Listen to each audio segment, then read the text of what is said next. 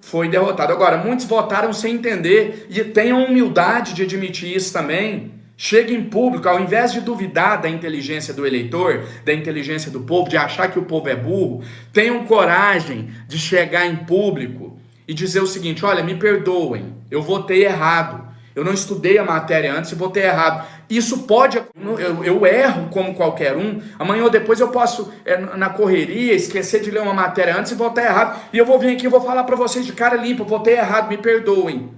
Agora, eu não vou dizer que é fake news e que aquela votação não existiu. Isso é um ato covarde e um ato de quem não tem compromisso com o nosso país. Então é isso, só para confirmar então, foi votada e foi rejeitada a emenda que obrigava a prorrogação do auxílio emergencial. Se tiver um deputado aí na sua cidade ou alguém da imprensa que está dizendo que isso é fake news, pede para ele debater comigo, eu aceito. Eu aceito fazer uma live e ir para um debate que nós vamos provar se é ou se não é fake news. Até agora eu não encontrei ninguém que tivesse coragem de debater esse assunto comigo. Então vamos lá. Próximo assunto aqui que eu quero falar com vocês é sobre a Minha Casa Minha Vida. Rapidamente, a gente já vai voltar no assunto do auxílio emergencial. Minha Casa, eu ia pedir pro pessoal que não deu gostei ainda, mas eu falei que aquela era a última vez. Mas muita gente dando o joinha aí e ajudando o vídeo a crescer. Vamos lá, a live, né? O vídeo foi na semana passada.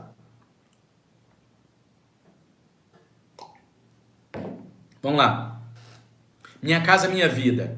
Quem está na faixa 1 do Minha Casa Minha Vida, que tem renda familiar não superior a R$ 1.800, não pode ser superior a R$ 1.800, tem direito também a suspensão do pagamento pelo período de 6 meses, a contar da data da publicação da lei que nós aprovamos. Quando que isso vai acontecer? Não tem como cravar um dia. Eu calculo que umas 3 semanas, no máximo um mês, essa lei está publicada. Daí para frente, 6 meses com a parcela do Minha Casa Minha Vida suspensa. Outra ação importante que a gente aprovou essa semana: concessão de auxílio emergencial para feirantes e pequenos agricultores. Eles que não estavam incluídos aí nos beneficiários do auxílio emergencial passam a ter direito ao auxílio. Outra informação, deixa eu só responder algumas perguntas aqui. Muita gente comentando aqui que não recebeu o auxílio ainda, que o auxílio foi negado.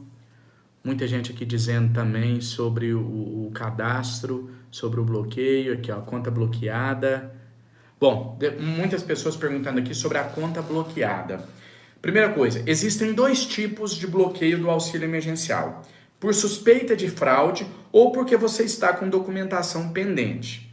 No caso de suspeita de fraude, a recomendação é procurar pessoalmente a Caixa Econômica Federal. André, mas como que eu vou saber se o meu está suspenso, bloqueado por suspeita de fraude ou por documento pendente? Depende da mensagem que você recebeu.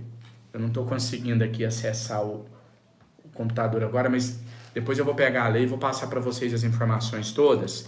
Resumidamente é o seguinte: se você recebeu uma mensagem falando que você precisa confirmar a informação, que você precisa checar, que você precisa reforçar o quesito segurança, se isso aconteceu, você deve procurar pessoalmente a Caixa Econômica Federal. Agora, se apareceu alguma mensagem indicando que tem algum documento pendente, aí a recomendação é que... Eu tenho até medo de falar isso aqui. Eu acho eu não vou criticar porque eu não sei se tem outra solução, eu não entendo muito de tecnologia. Mas eu tenho até medo dessa orientação que a Caixa está dando, que é para as pessoas enviarem documentação por WhatsApp. Eu acho que isso expõe as pessoas de uma maneira ao risco de golpe que não está escrito. Então, mas a recomendação da Caixa é essa, só toma muito cuidado, tá bom?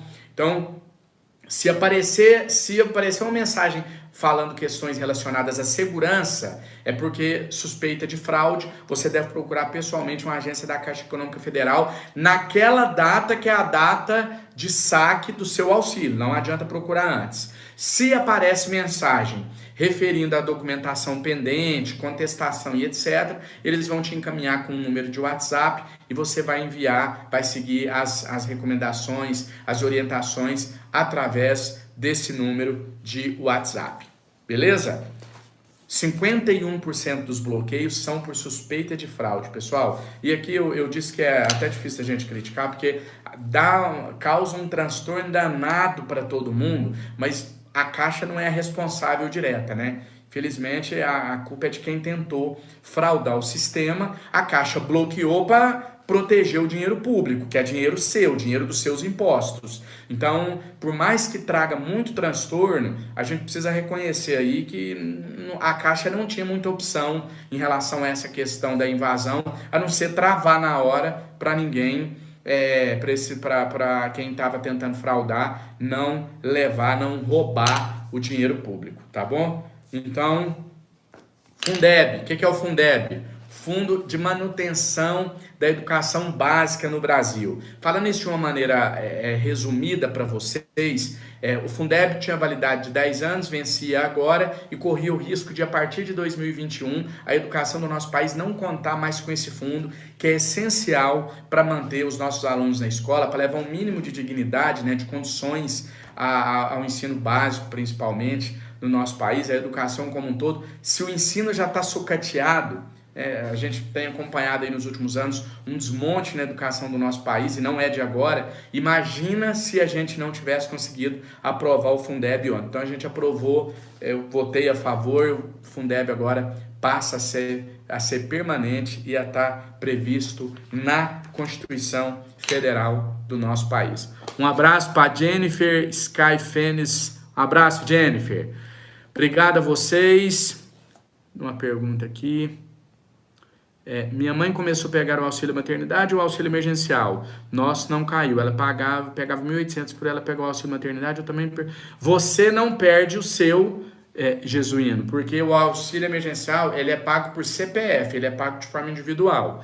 Então, eu estou imaginando que você é maior, que você seja dependente, né? Que você seja um trabalhador informal. Se você é maior, é independente, é um trabalhador informal, você não perde o direito ao auxílio emergencial, mesmo a sua mãe tendo recebido o auxílio maternidade. Ela, como não pode acumular 2 benefícios, ela não vai ter direito ao auxílio emergencial, mas você terá sim normalmente, tá bom? Pessoal, obrigado pela audiência.